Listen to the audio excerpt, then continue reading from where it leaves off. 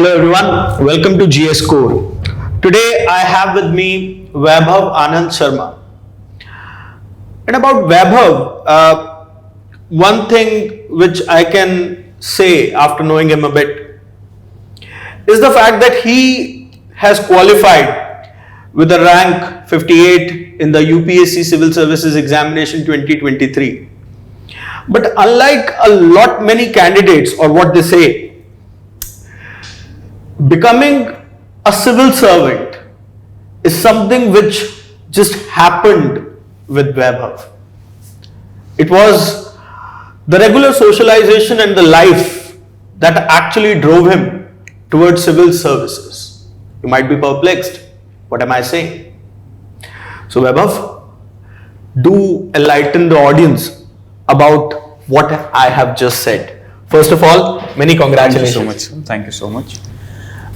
Regarding explaining what just sir said, I just wanted to keep it very simply. I think there are two ways to achieve anything good or socially respectable in our society. One is intelligence, other is intent. So I am a little low on intelligence. I'm not a person who was an IITian, I'm not a person who was an NITian, I'm not, brain-wise very gifted. So I knew that if I have to do something good, it has to be intent. It has to be the craving to do that. Because if I rely on my intelligence, it will fail me very soon, right? So that's why when I came across some people in my life, at other podiums, I've also shared a story of a peon sahab who got in touch with me, and also some class 4 employees in the corporate company in which I was working. So that for the first time gave me an intent. It made me realize that I might not be very intelligent to make the new cell phone, to make the new air conditioner, but I think I have now found an intent to work for the society, which somehow to some extent got expressed through this exam. However, I would not discount the fact that when I started preparing for the exam, because I am 28, it also appealed to me as a very stable career also. There was also 20% aspect, this was also there, because it's a stable career at the end of the day, and when you are 28 years old, people expect you to have a stable career, so that was also an aspect. Alright, so indeed it was something for a reasonably urban electronics communication engineer working in a giant corporate, actually getting driven towards civil services. Was this kind of a Swades moment for you? So in fact, in the movie Swades, the best scene that I find is when Mohan is on that railway track and a boy comes to him, "Saab, pani le lo, pani le lo, pani." And he drinks for the first time. A guy of Bisleri drinks in a cooler, the local water. So yes, I connect with that. I have that kind of ideology, and yes, I had some Swades moment in Mumbai. But I would like to tell you, sir, I was never rich enough or urban enough that Swades was anytime completely out of the picture. Out of the place. Yeah. Right. So that brings me to the next question. Obviously, I mean, in my opinion, you are just being humble by saying that you lack intelligence. You are surely a very intelligent human being, at least in my opinion. And I'm sure many people would think in the similar manner. How does the civil servant, Vaibhav, see himself, let us say 20 years hence? I know I'm asking a question which is quite abstract. There are many changes which might happen. But as an individual, how do you see 20 years down the line? So, although to be very honest, I'm not even completely aware what kind of career progressions happen, but as an individual, as you asked, sir, I would like to see myself as a civil servant who people can approach. Although, because of the sheer population size of our country, it is next to practically impossible that not everyone can tell you everything. But still, I would like to be a civil servant who is intelligent enough to create an ecosystem around himself, a system around himself, so that the grievances that are genuine and are actually grave, somehow the system filters those grievances till where I'm basically keeping your ears on the ground. Yes, sir. All right. So taking further this argument, lately there have been conversations, especially about members of intelligentsia, people working with government, and even outside, about the poverty of aspiration when it comes to civil services and people aspiring to become civil servants. And like yourself, there are many individuals, bright young people, both ladies and gentlemen, who are actually giving up their corporate careers, careers which were well established. I mean, I do not want to make it a corporate versus government deal, but what's your take on that, on the poverty of aspiration argument? So I would say that after getting selected, I had the opportunity to talk to multiple aspirants. Multiple is an understatement. And somehow, sometimes they're eating ice cream, sometimes they're eating chocolates, and they're throwing the wrapper on street. And they're asking me how they can be civil servants. So if people who do not understand that littering is bad, they are trying to be civil servants, I think failure is written on this thing. I'm not trying to be flamboyant here, but I think that the basic prerequisite is that you have to connect with the societal issues. I think this is a basic necessity. So this is required.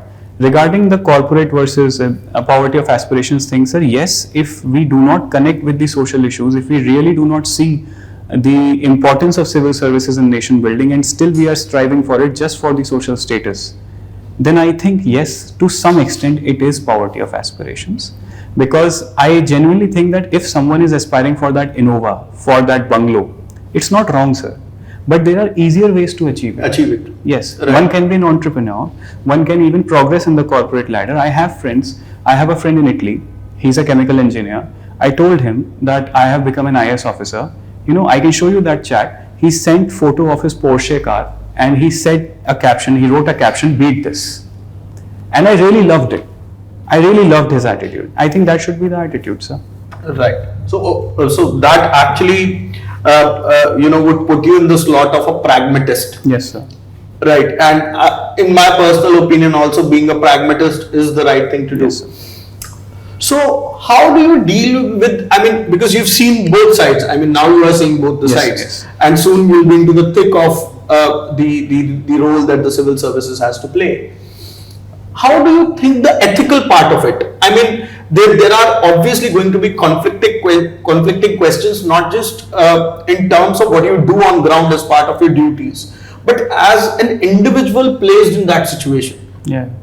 So what are your views about the ethics of it? Sir, although whatever I say right now will be coming from a nuanced mind because I do not have that experience, but sir, from my little experience of talking to so many bureaucrats after getting selected is, that's a majority of the bureaucracy is actually ethical. And they're actually pragmatic, intelligent and ethical. Select few are notorious. Yes. And their name get highlighted both in newspapers and in the jail box. But they make headlines because negativity sells faster. But the bureaucrats which I have met, I think I am 28 years old, I have seen enough life to judge at least what the person is saying. Right. So they are ethical and they have done great work. And I think such bureaucrats are in abundance. And I would say that whenever I would join, sir, I would be training under some collector sahab. I would be looking at the SP sahab. I would be learning from various other posts, PCS officers. And I think I would be understanding the nuances of how to navigate in tricky situations where carrying the ethics forward in maybe political pressures, if that is the right word, how to do that, maybe I will learn the tricks of the trade when I get into the game. Once your boots get dirty. Yes sir, true.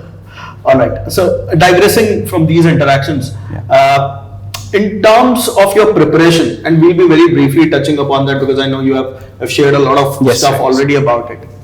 What role do you think the right guidance and mentorship can play? Because I see it in a manner that if this was not there, people from middle classes, people from actually the mass of the society would never have made it to the class of the society. Correct. Right. So what role do you see in terms of mentorship, guidance, and how actually GS Core pitched it?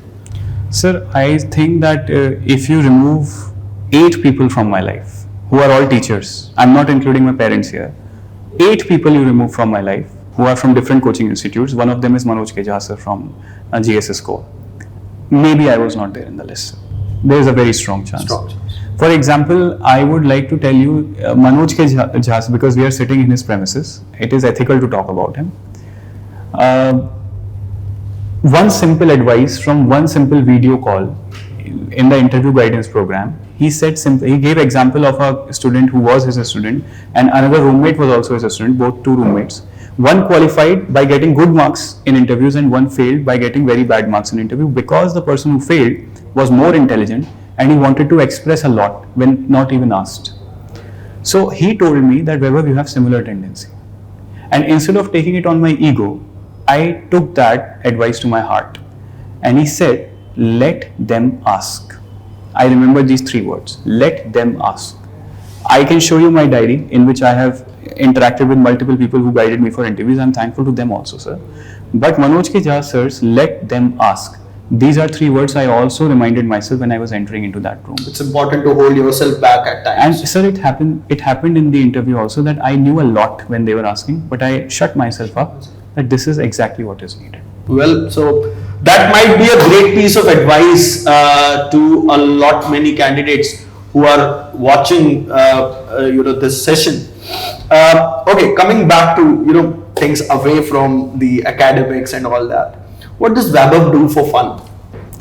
So I am involved in motor athletics. It is basically the informal word for it is off-roading. It is not as per the adventure sports policy. It's not a sports in India. It's a sports in Europe. But I do it in India in an informal way. We drive on some obstacle courses, maybe not artificially designed. Sometimes naturally also there are enough obstacles on our roads. Right. So we organize those camps, we take our vehicles and we drive there. This is what I do. I also do trekking. And these are my... I see. Yeah. So that makes you not a tourist but a traveler. If you want to put it that way, sir, I am humbled. So that makes you a traveler, according to me, obviously. Yes, sir. So Vaibhav, obviously there are a lot of things which are being shared by many successful candidates. What to do? Can you point out some things, like 4 or 5 things what not to do? So one thing is that please, I'm saying this statement, use it as an emblem of a rainbow of emotions that I want to convey here. Don't comment on Labasna videos that one day I will be there. Don't. It's just a brick and mortar structure. People get trained there. Just keep it there only. You fantasize a building for a job that can transform lives. This, I think, is antithetical. Although I today dream about Labasna because I know that I'm going there. What will I do? But when I was preparing, sir, there was a tendency in me also that Labasna. But that used to be counterproductive to my preparation. I'm sure that there must be some other able candidates for whom it is productive. But as far as I'm concerned, it takes you off the reality. Yeah, sir. Second aspect is that you have to be, this is my personal philosophy. I think at clearing UPSC as sitting on this chair. For sitting on this chair, you have to look away from it. Otherwise, you will fall. You'll fall. Right. So in the same way, when you're preparing for UPSC, I think it's important to not over fantasize the process, not over glorify the process in your mind, and be comfortable with the fact that there are other professions also who are being respected in the society and they have immense capability to transform societies, which we expect civil services to do. And this way you will be a little calm during prelims, mains and interview. These are the 2 things that you should not do. Over fantasize. Last question, and that actually, I'm actually tempted to ask this question because of the second don't that you said. Yes. There is a lot of chatter about Plan B. Yes. What do you think? Because you qualified the exam in your 3rd attempt, yes, right? And obviously you were working, you had a career, along with that. So probably your Plan B was there. But there are people who actually quit their jobs and actually wholesale get into this, and after 6 or 7 years they are in a sort of a lurch, right, where they do not have anything to actually put their hands on. So what is your opinion about Plan B? Sir, I think that it definitely gives a comfort angle because, sir, I don't want to say anything for anyone because it's their journey. Because when I used to hear because I was already preparing for 4 years, and when I used to hear people saying that if you're preparing for this exam for more than 3 years, you're an idiot, then I used to feel that please don't say this. So I will not say this to someone else who is listening to this. But again, so if you do not have a plan B, at least have an idea B. Idea. Okay, I do not have a plan, even I did not have a plan, but I had an idea that if I fail, then I have a sister who is settled in Australia. I will ask her to sponsor me. I will ask her to sponsor my education. I will get a home loan or maybe an education loan, something like that, and I will go to a developed country and I will take some education, and particularly I was very sure that I would like to leave this society. Because this society will completely, make living very difficult, because it will keep asking to me that what were you doing for 5 years? Oh, UPSC wo to nikalta nahi hai kisi ka. So that was my idea B, that I will leave this society until unless I am strong enough to come back here. And second, I will keep my life entertaining. I will go to a new culture, new country, experience new things, become a better individual. So this was my idea B, not necessarily a plan. Right. So it's important to actually have an idea, if not a plan. And on that note, let us plan to wrap this up. And I'm again very thankful for Vaibhav for taking his time out and interacting with us. Thank you, sir. And many congratulations Thank you, from sir. all of us on this accomplishment. Thank you, sir. And may you actually shine and serve the society Thank you. as you envision. Thank you, sir. Right. Thank you so much.